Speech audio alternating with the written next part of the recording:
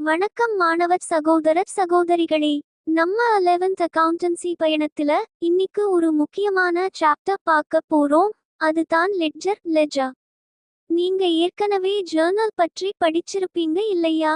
அதாவது முதல் முறை டிரான்சாக்ஷன்ஸ் எழுதுற இடம் அந்த ஃபர்ஸ்ட் என்ட்ரி புக் தான் ஜர்னல். ஆனா ஜர்னல் மட்டும் போதாது. ஒரு பிசினஸ்க்கு பல டிரான்சாக்ஷன்கள் வரும். அவங்க எல்லாத்தையும் படிப்படியாக அரேஞ்ச் பண்ணணும். அதுக்கு உதவிகரமானது தான் ledger. Section 1.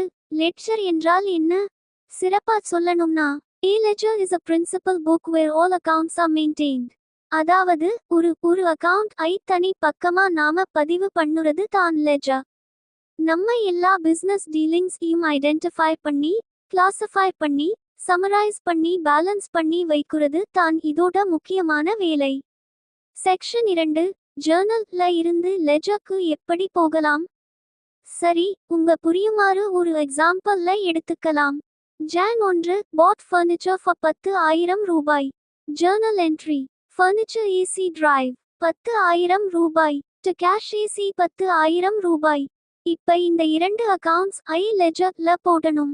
furniture AC left சிதல, அதாவது டெபிட் சைட் எழுதுவோம். Date: Jan 1. particulars: to cash AC. amount 10,000 ரூபாய்.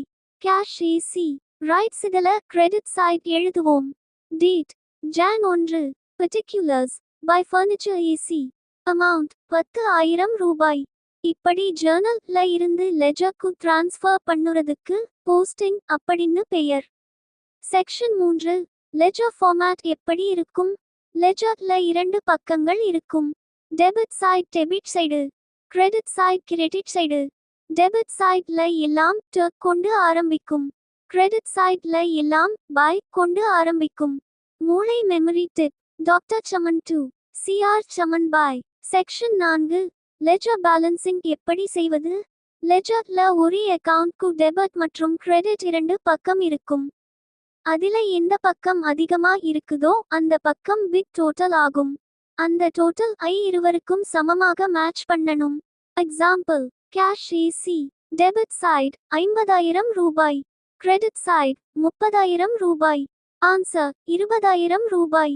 இந்த 20 ரூபாய் 000 கிரெடிட் சைட்ல பேலன்ஸ் CD நு போட்டுடுவோம். அடுத்த மாதம் டெபிட் சைட்ல டு பேலன்ஸ் BD நு கொண்டு வருவோம். Section 5. Practice transaction example: Jan 5 sold goods to Arjun 5,000 ரூபாய். Journal entry: Arjun AC drive 5,000 ரூபாய். to sales AC 5,000 ரூபாய். Arjun AC debit side. to sales AC 5,000 ரூபாய். sales AC credit side. by Arjun AC 5,000 ரூபாய். Section 6.